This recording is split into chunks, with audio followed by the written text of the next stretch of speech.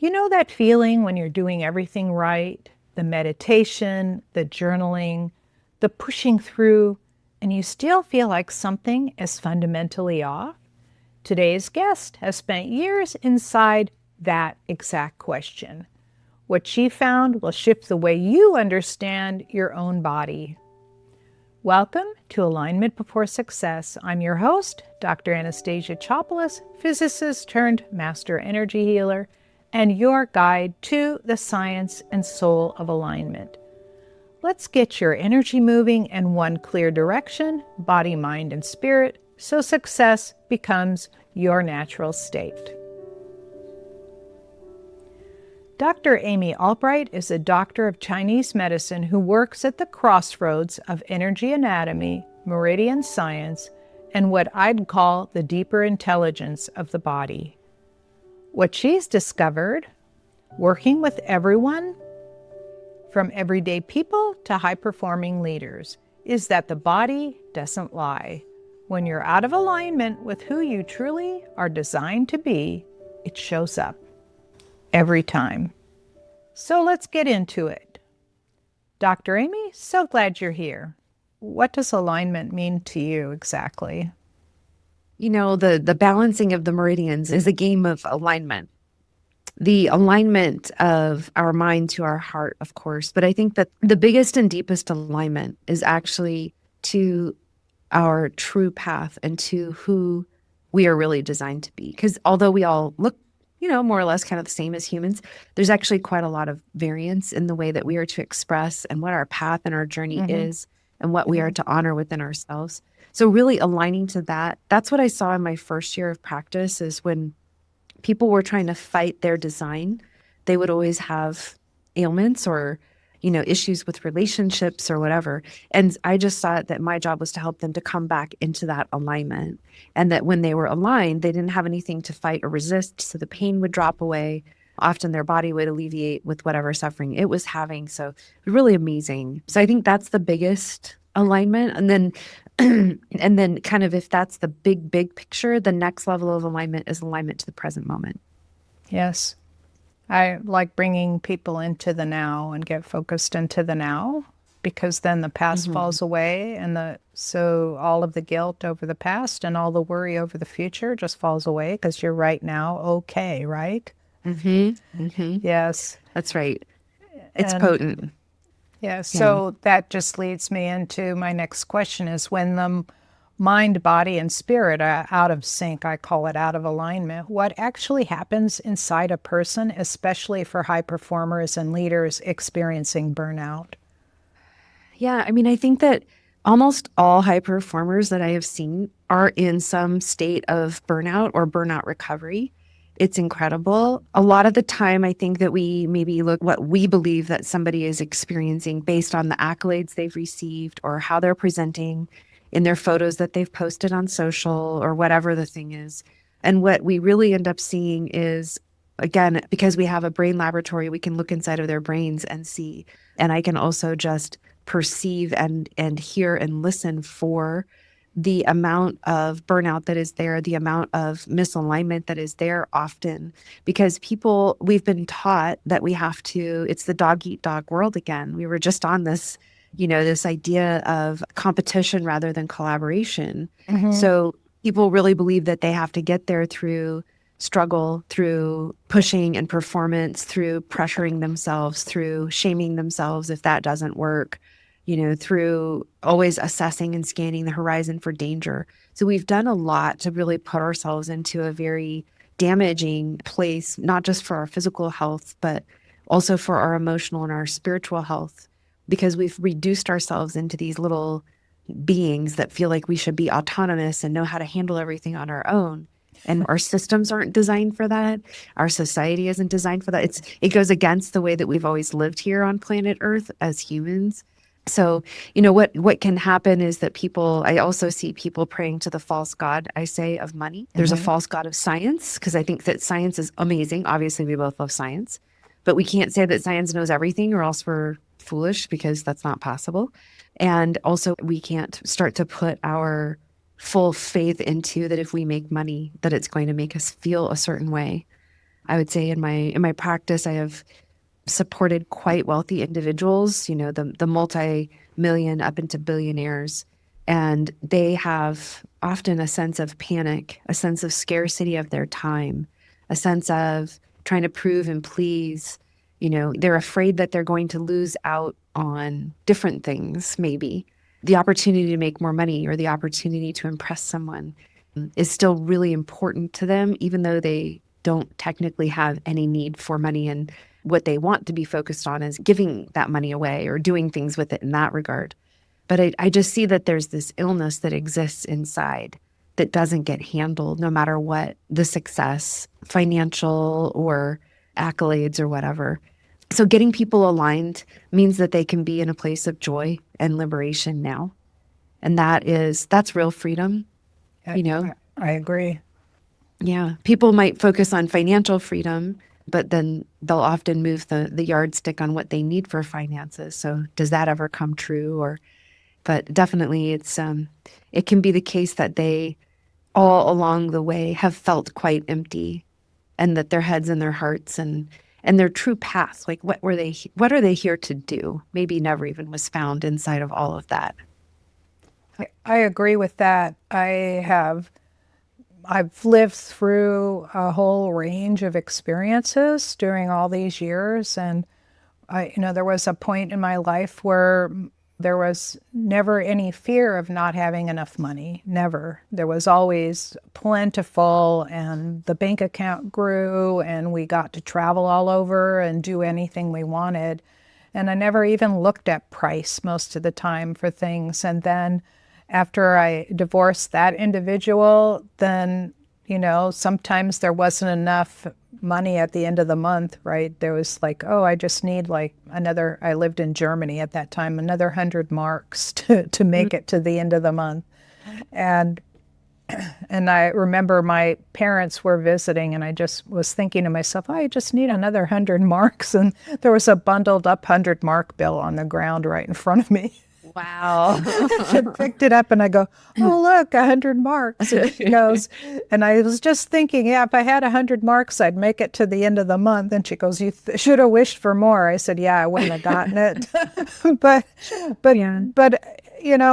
it did not change my happiness level. Right. Being rich and struggling to make ends meet didn't change my happiness level. That's internal. And so the people that are like chasing after a dollar, or chasing after, some people chase after love, and then they find that one sexual partner after another never satisfies them, right? So whatever it is that they're chasing, some people collect things, right. Some people hoard things, and none of that. It just shows that there's some emptiness or misalignment inside. At least that's from my viewpoint. Yeah, I would agree. Yeah. Misalignment, emptiness, and often it's a lack of connection. Maybe we could frame it like the broad piece, either a connection to themselves and the truth of them, or their own sense of well-being, connecting to that, or connection to beings outside of them, whether that's nature or people or whatever it is that's outside of them. Yeah. I find that for me, the first step was loving and accepting myself just the way I am, with all the flaws, whatever it is. Yeah. So you integrate cognitive, emotional, physical, and spiritual intelligence. How does bringing those four together change the healing or performance process compared to traditional approaches? Yeah. If we deny the emotions and we just work in the kind of the intellect, we know that doesn't work. We can't think our way through these complex spaces that we get into as humans. But I would say also that even within the emotional processing, if we don't bring together the physical, then that can be difficult too, because we have things stored in our body. Traumas and beliefs and things like that really do get stored in our body. But I would say that to be able to bring it all together into a spiritual intelligence is essential. And it doesn't matter exactly what someone's spiritual beliefs are, but just understanding that we're interconnected and that there's some sort of a higher power or a higher plan. That's often just plenty. But what I really love to do is to be able to, within that spiritual intelligence, teach people how to work with their energy anatomy. So to back up, I'm like you said, I'm a doctor of Chinese medicine. And so for those that maybe are, not sure about this energy field coming off of the body, we know that we have these pipes of energy that the body is flowing, and that's how the meridians work. And that's the basis of how acupuncture works. And that energy, just like you were saying earlier, it flows off of the body and it can be measured out however far, based on our equipment at a certain moment, but we have to wonder how far it really goes. And if we can learn to work with that energetic anatomy, the way that we've learned to maybe work out at the gym, maybe we've thought about how we eat and how that impacts our body. If we know how to take care of our physical body, but we don't know how to take care of our spiritual or energetic sense of ourselves and our actual anatomy, we're really missing so much. So that's one of the most important elements that I feel like ties everything together. And it also allows for a big zoom out. When we're inside of the space of our spiritual intelligence, we're tapped into our physical body, the world around us. We're tapped into our intuition. We're tapped into the truth of our plan. We're tapped into the divinity that we are. And that helps us to alleviate a lot of suffering and also become more strategic right away. Because if we are too zoomed in on, but I was always told that I have to be this, and this is what I am, and this is my job title, and then we will often not see a solution because we are too close to the problem. We're too close to the problem mindset, and we don't have enough perspective. Right? If you're trying to solve a jigsaw puzzle and you've got your nose almost touching the table that it's set up on, it's very difficult to find those pieces, right? It's just great analogy. How it works. Yes, exactly. Right? It's like all those self-help groups and 12-step groups, and they just define themselves like I'm the child of an alcoholic, or they define themselves and then they don't allow for anything else. Like all of my behavior is defined along that path, and it makes it difficult to change or to see it beyond. And it can be true. So maybe somebody is the adult child of an alcoholic. I am. That actually is true for me. And I've had XYZ, all these different kinds of traumas that are, and I'm currently, I live here and I don't live there, and I have this color of skin and not that color of skin. Those things, ultimately, they can all matter. I think that it is different to be a female than it is a male. I think it's different to be just not only how we feel about ourselves, but also how society treats us. I think it's very different based on ethnicity. I know it is. Right? All these things are very real. And we're not defined by any of those things. Correct. Right? Because all of those things are true. They fit inside of a container, but that bigger container is the truth of who we are. Right? And those identities can fit inside. And some of them are not going to change. Like maybe my ethnicity won't change in this lifetime, but maybe my personality gets to massively change. Yes. Because I've decided that I don't have to be small and downtrodden, and that I would like to develop myself in these ways and forget the old identity and personality in ways that no longer fit for me, because I've decided that I want something different for myself. So that's an example of a zoom out. I think that it takes that spiritual component to remember, oh, wait, I'm a timeless soul on an endless journey, currently wrapped in a body of somebody named Amy. Great. That almost has nothing to do with anything, because the timeless soul on an endless journey is the real thing. And so then when we put those other identifiers in there, they can be tools that we work with inside of a landscape. I think it's important that I, for a while, worked through that I had an alcoholic parent. I think that's important. But I think so it's no too. longer an identifying factor for who I am. I had an alcoholic husband, so I get it. Yeah. So but that's, go ahead. Because you respond to their issues, and so then you get trained with having those responses to the alcoholic. And, for me, it was questioning what made me attract to that person and what am I doing to stay in that environment, to do that dance with him. And it allowed me to move away. I also had a lot of guilt training when I was little. I was guilty over everything. And now I don't think I feel guilty about much at all anymore. Yeah, and it's important that you identified as somebody that was trained with a lot of guilt as a kid so that you could overcome it, but not become it, not to Right. reinforce it. And that's a lot of the trick of that. And so keeping Exactly. that bigger frame of, wait, this is who I really am. And no matter what I really believe or what I even know about myself, there's so many more miracles that haven't been discovered. Even in how our body is functioning in every moment, we're just miracles, right? Yeah. And so what can we become and what's possible for us and where are we going to find 100 marks on the sidewalk next? That becomes a different, right? It's a different picture. It's a different adventure. Yes, exactly. And we don't, like, people don't even know what all their talents are because they don't try anything new. Like a lot of older people, I'm too old to try that. I'm too old to learn the piano. I'm too old to learn how to paint. Like I started painting when I was 50, and I have a lot of beautiful paintings that I've done that I didn't even know I could do until I tried it. And that's part of being creative. Like creativity is one of there's 8 factors that fall into what helps people live longer, be happier, and creativity is number 3. Got it. Yeah.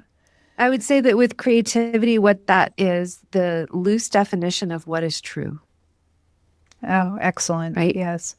Because if you believe that you can't paint, then that is a tight definition. So again, if you believe inside of the construct of you and who you think you are, there's a container that is going to be represented by in our little analogy here. And if you have in there a non-painter or a non-creative person, then you've kind of brought the walls in because that automatically closes down the possibilities of the belief structure about who you think you are in more ways than just painting. Yeah, it's Right? just it's like shrinking the energy field around you. The more you shrink, the less energy it holds and the less you're able to do. So being expansive, expanding out, allowing the energy, giving you that oomph to do new things, that's important.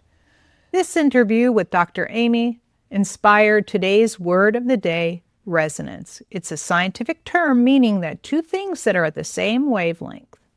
And when you ring one, the other will follow. The frequencies synchronize and amplify one another. What you repeatedly think, feel, and speak becomes the signal you broadcast. When that signal rings out, a like signal will ring back, and that's how you attract what you attract in your life. You're not broken because the wrong things keep showing up. You may simply be in resonance with what's stored inside you. You can change the inner signal, and the outer story follows. Today's practice is to notice one belief that keeps appearing in your circumstances, at work, in relationships, in your body. What frequency is it broadcasting? And is that the one you want? Let's do a little healing on that through this quiet meditation called Calling the Body into Resonance with the Inner Self. Find a comfortable seated or lying position with your spine straight and arms and legs relaxed. Take a long, deep breath through your nose and release it slowly through your mouth. Send a grounding cord down from the base of your spine to the center of the earth. Make it nice and wide and set it to release any excess energy. Feel the tension, worry, and the noise of the day drain down that cord. Imagine soft roots growing from the soles of your feet, pushing into the earth, anchoring you. Settle into your body, present and at ease. Move yourself to the center of your head, from your control center. From this quiet place, ask gently, what signal have I been broadcasting? Without judgment, let one belief surface, the one that keeps showing up in your work, your relationships, or your body. Maybe it sounds like I'm not enough, it's always hard, or no one really sees me. Whatever it is, let it rise. You're not broken because this keeps appearing. You're simply in resonance with something stored inside you. And what's stored can always be cleared. Picture that old belief as a sound, a color, or a dense cloud living somewhere in your body. Maybe your chest, your belly, your shoulders, your upper back, or your throat. Place a beautiful rose right in front of that spot and let the rose draw the old energy out, note by note, until that part of you is humming clear. When the rose is full, send it down your grounding cord to the center of the earth where it's purified and recycled. You can keep doing that until you feel relief.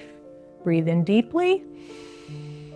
Exhale slowly and feel that place in your body soften and quiet as you send more and more of that energy into your rose. Now bring an enormous golden sun to the top of your head, encoded with the frequency of your true inner self, your authentic divine signal.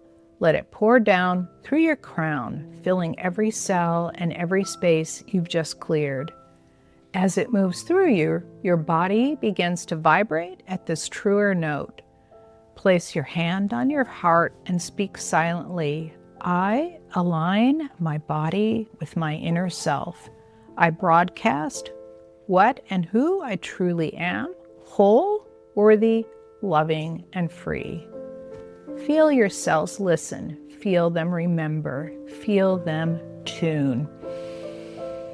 Let that golden frequency expand outward through your energy field, out to the extent from 18 inches or half a meter to a full meter. Make the edges sharp, defined, and completely filled in, even in the back. Your field is now a clear reflection of what's happening energetically inside you. As you broadcast this signal, the universe begins to mirror it back, drawing toward you the people, opportunities, and experiences that resonate with your true self. Place one more golden sun on the top of your head, a golden sun of validation. Say to yourself, I am capable. I am beautiful. I am lovable. I am loved. I am a perfect divine creation exactly as I am. Let the sun sink down into your body to fill all your cells front to back, side to side, top to bottom. To incorporate your new resonance, snap your spirit into your body like a buckle clicking into a seatbelt all the way down to your fingers and toes. Wiggle them. Take 3 deep cleansing breaths and slowly exhale and come back into the room. Open your eyes, refreshed, aligned, and clear.